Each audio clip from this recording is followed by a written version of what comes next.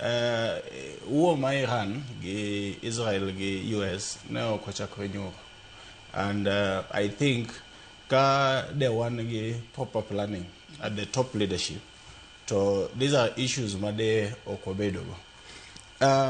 Sirkal onego bedi bedo gi chenro mar a long term plan and a short term plan. Samane Iran ochako lweny gi Israel, obviously ni wang'eyo ni there were things mane dhi bedo affected. Nitie gik mane dhi lokore nikech wang'eyo ni pinje machalo kaka Iran gi ne kuonde ma mo wuoke. To ne sirkal nyalo ringo mapiyo piyo mondo ne giprokiwa kata mondo ne gikel mo mang'eny to gikete store mondo nokoshonwa e period ma dhawo kata malweny ne dhi mbele e piny mar Iran gi US. But ido ka sirkal nokao priority margi nok giketo e weche mag mafuta nikech mafuta affect gik mang'eny kabisa.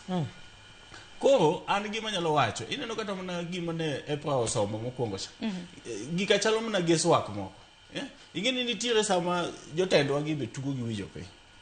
Gikelo that increment mamalo kasto gidwa ni wuok koko dakika matin den giduogo giwuondu ni koro giduoke piny. To gi achieve gima ne gidwa timo cha. Giwacho ni N28 bo. To giseng'e maber ni ka jogi ogo koko, we wamigi mamalo cha gigo koko kasto wuondi gi ne waduoko piny mondo temperatures no odhi piny. But ka de wan gi proper planning at the top leadership. To aparo ni de waonge dok wadiscuss kaka issues mag mafuta. Makoni ni planning onge piny owacho. Sirkandwa ni as much as wa support kendo wachung kode. But sirkandwa ni odwa bedo gi guesswork mang'eny ahinya.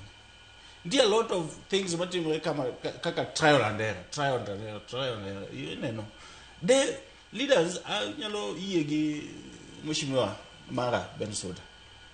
Ni leaders onego we siasa. Then wa tackle issues ma affect Japan ma kawaida cha. Honesty gi sincerity. Kabisa. If we can do that, what is sort of issue?